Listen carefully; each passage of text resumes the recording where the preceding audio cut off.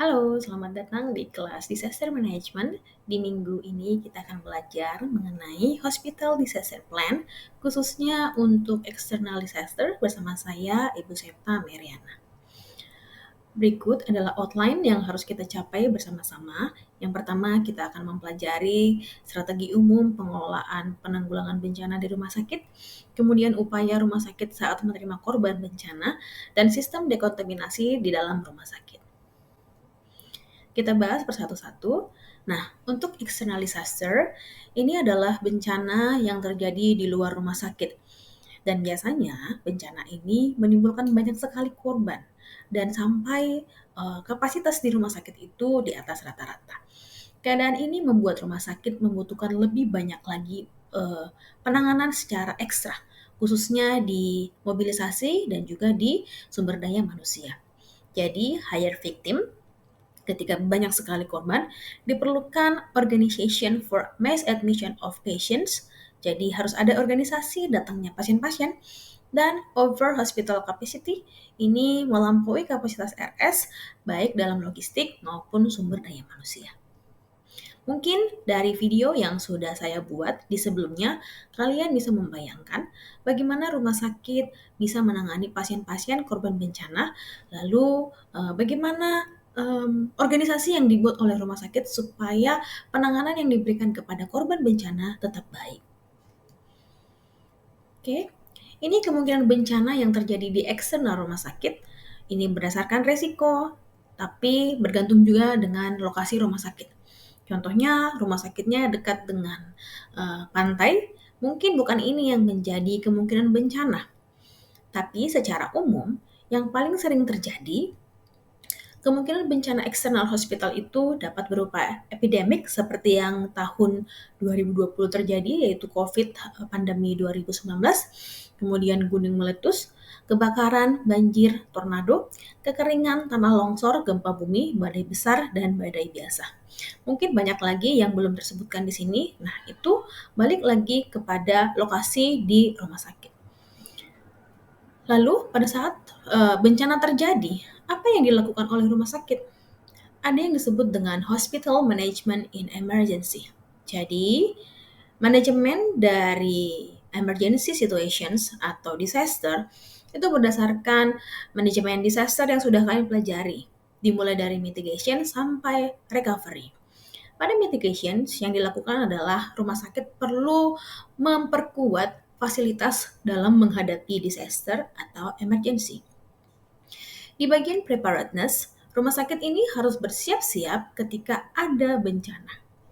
Pada bagian respons berarti bencana yang sudah ada, bagaimana rumah sakit dapat bereaksi atau melakukan intervensi pada korban-korban bencana. Dan pada tahap yang terakhir adalah recovery, bagaimana rumah sakit bisa mengembalikan situasi seperti sebelum adanya krisis. Nah, di hospital management perlu adanya organisasi dalam mengatur semua korban bencana. Dan setiap hospital management itu membutuhkan seorang pemimpin, khususnya pada keadaan krisis. Nah, ini harus dilakukan oleh seseorang yang bisa berpikir secara kritis. Dan biasanya orang yang digunakan adalah orang yang biasa memimpin rumah sakit tersebut, bukan orang-orang lain.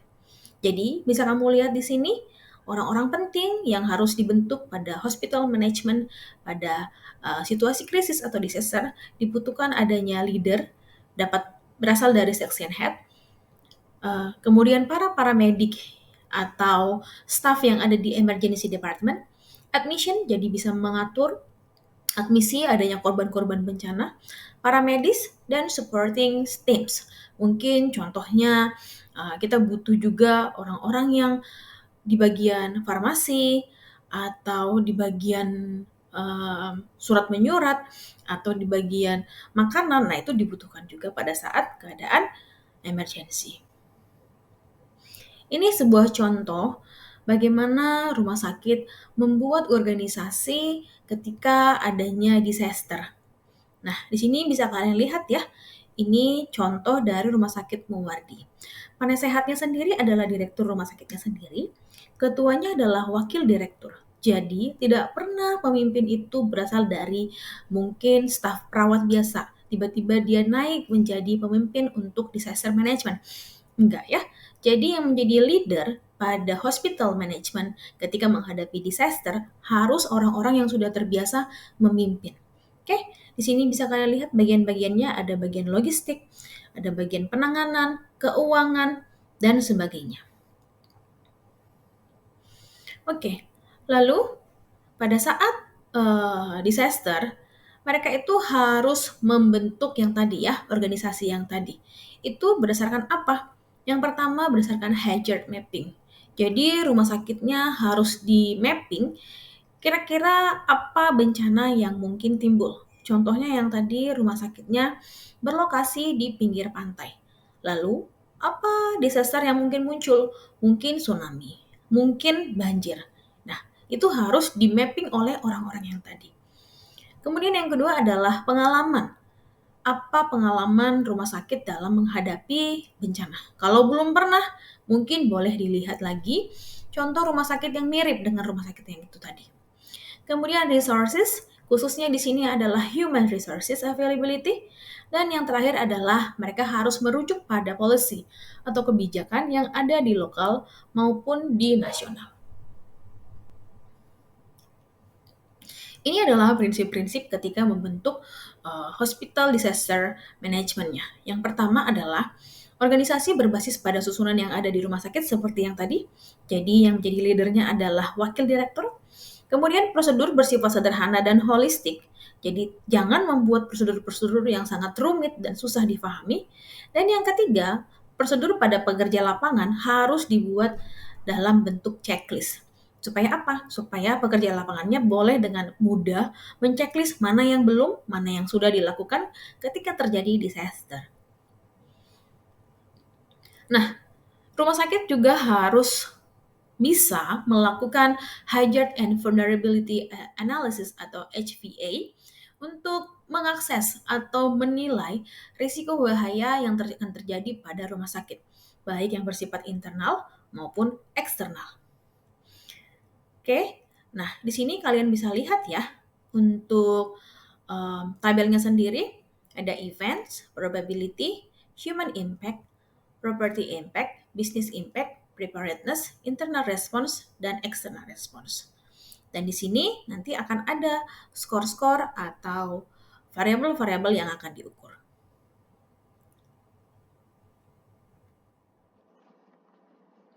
Berikut adalah HVA atau Hazard Vulnerability Assessment Tools.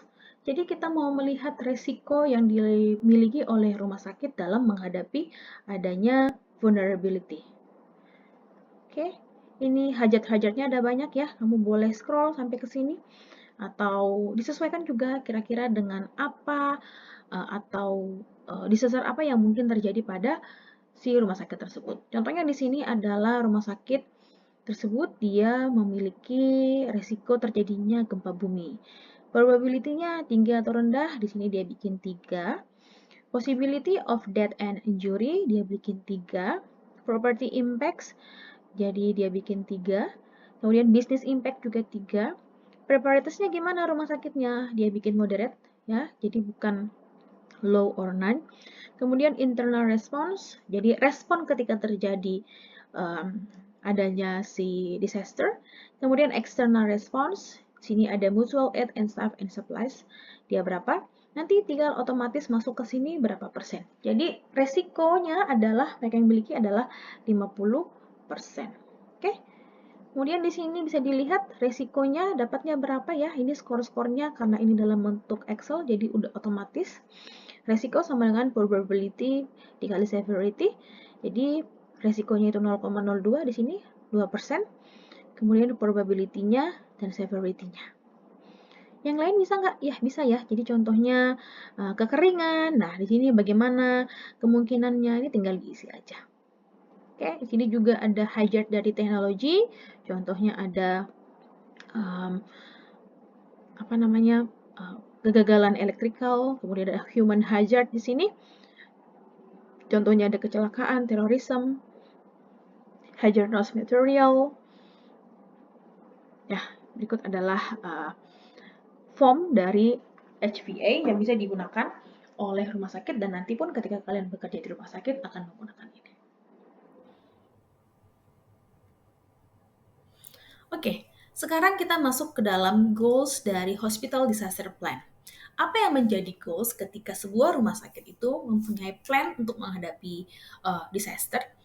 Pada saat disaster pasti situasinya chaos atau kacau gitu. Bisa kamu lihat di gambar ini, situasinya kacau.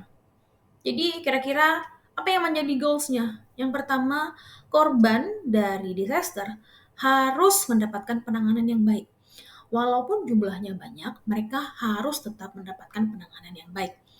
Kemudian yang kedua adalah optimalisasi penerimaan dan penanganan pasien, khususnya penerimaan.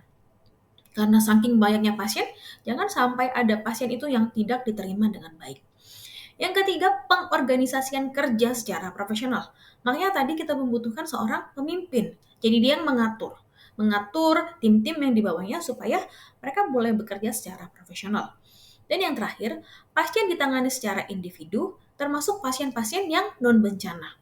Jadi mereka tetap ditangani secara individu, bukan berkelompok, termasuk juga pasien-pasien yang sebelumnya sudah ada di rumah sakit tersebut, bukan yang dari si bencana. Itu harus ditangani juga. Oke, kita masuk ke dalam strategi penerimaan pasien saat bencana. Jadi bisa kamu bayangkan contoh ada tsunami, tiba-tiba ke rumah sakit tempat kamu bekerja, datang banyak sekali pasien. Mungkin ada 100 orang di emergency. Pada saat jumlah kapasitas bednya hanya 17. Nah, gimana penerimaannya?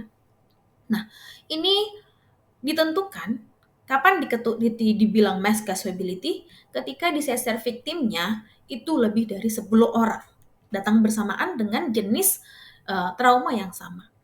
Kemudian yang kedua adalah healthcare, harus ada tim penanganan bencana yang dibentuk untuk mengatur penanganan. Yang tadi yang sudah diatur tadi ya, yang dalam skema tadi itu disebut dengan tim penanganan bencana.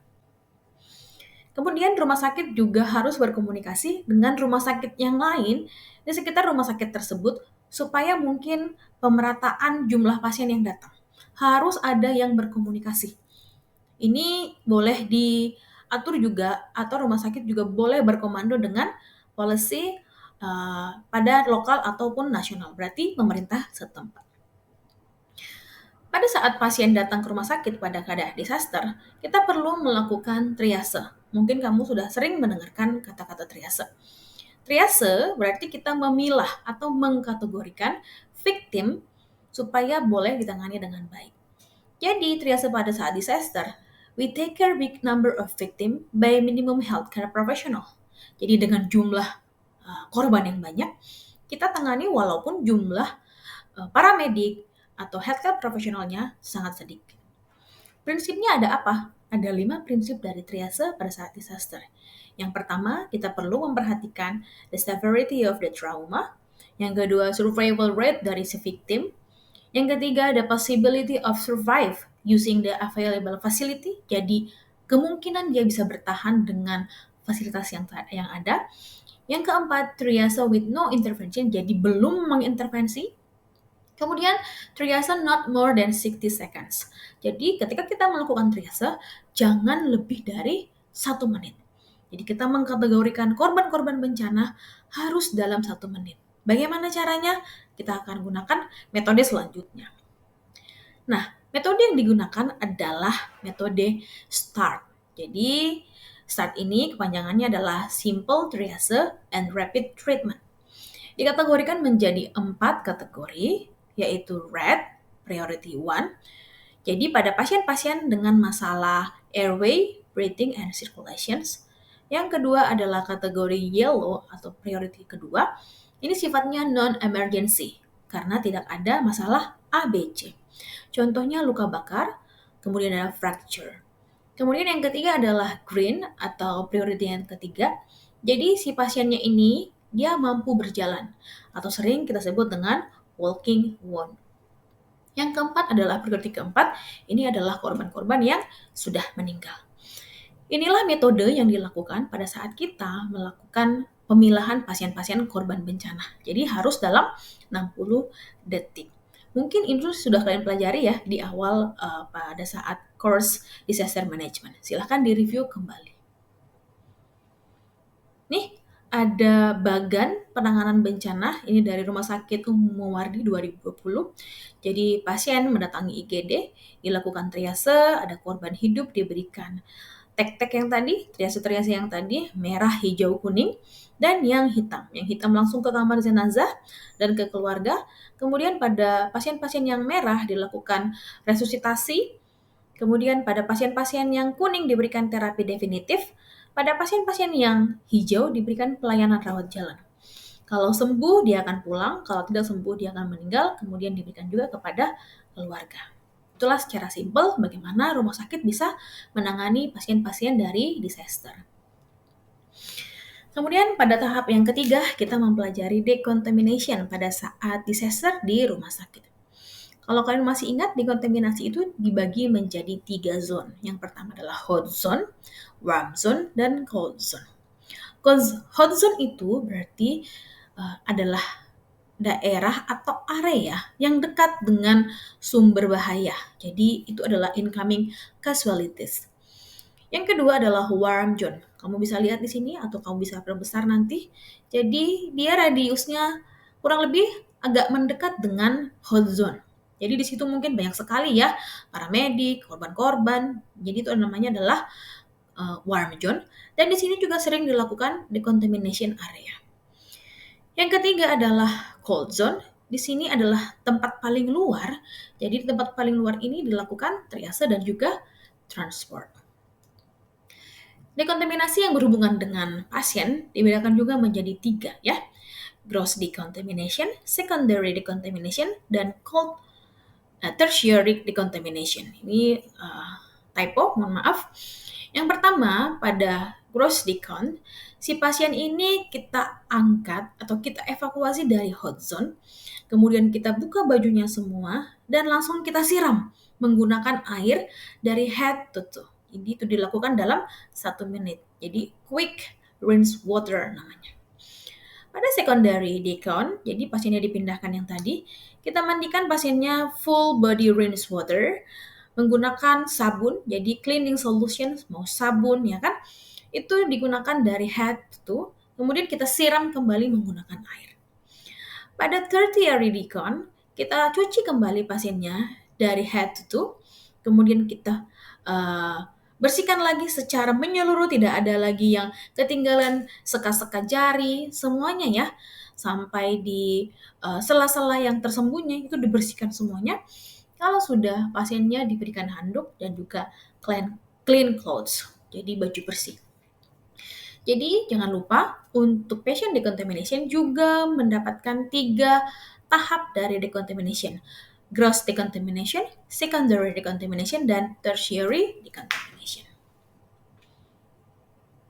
Ini ya sebuah contoh bagaimana kita melakukan decontamination pada pasien di depan rumah sakit. Jadi pasiennya sebelum masuk ke IGD. Ini view from the hot zone. Jadi pasiennya masuk, ya kan? Pasiennya masuk. Kemudian di sini dilakukan tempat mandi yang tadi ya, 1 minute rinse head to toe with water, segala macam ya. Ini dibedakan nih, pasien yang dapat berjalan menggunakan tenda yang warna biru, ini yang pasien yang tidak dapat berjalan. Jadi tempatnya 2. Kenapa? Karena pasien yang dapat berjalan itu dia mandi tidak membutuhkan bantuan dari staf medis. Namun, pada pasien yang tidak bisa berjalan, yang memandikan itu adalah perawat-perawatnya atau staf-staf yang melakukan pekerjaan di daerah decontamination ini. Oke, ini adalah Hospital Decontamination System, sebuah paper lengkap dengan bagaimana caranya. Nanti akan dijelaskan lebih lanjut mengenai bagaimana hospital melakukan dekontaminasi. Oke, ini adalah contoh dekontaminasi yang dilakukan oleh Rumah Sakit Singapore General Hospital. Jadi rumah sakit ini adalah rumah sakit pertama yang melakukan decontamination systems ya. Di sini bisa kalian baca, mereka ini berdasarkan incidents di Tokyo. Jadi diadaptasi si Hospital Decontamination System dari Singapura. Apa-apa saja yang dilakukan? Jadi yang pertama mereka mempunyai tempat untuk melakukan dekontaminasi ya. Ini adalah tempat mereka masuk, si pasien-pasiennya atau victimnya datang ke rumah sakit.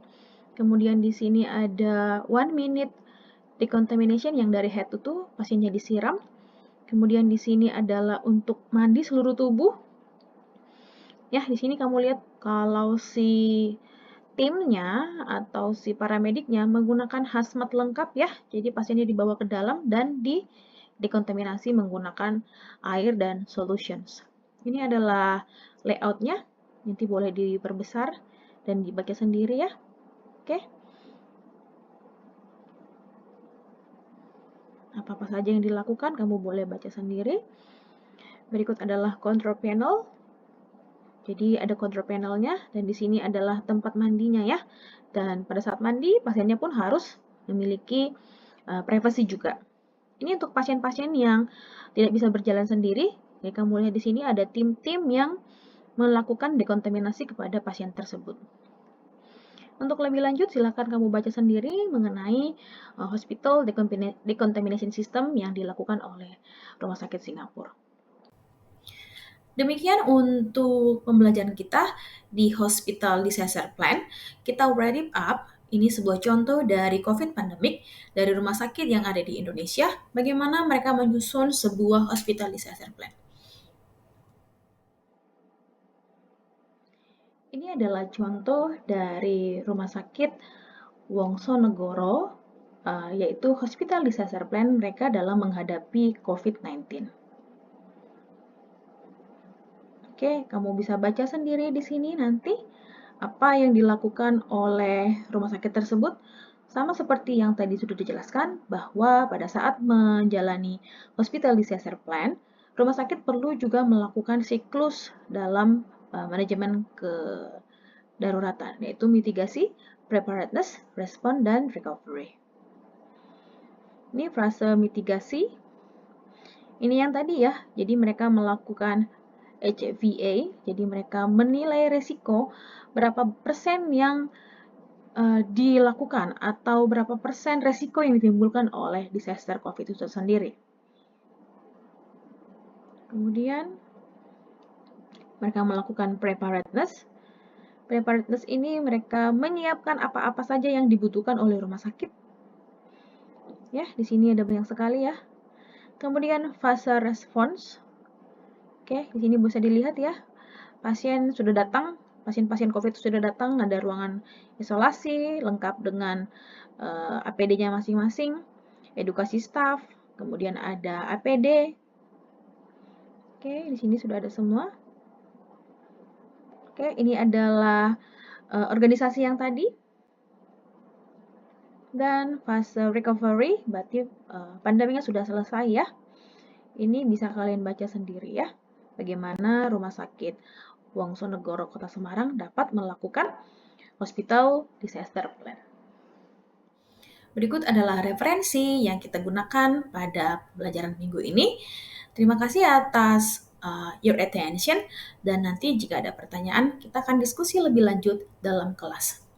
Terima kasih semua dan happy learning!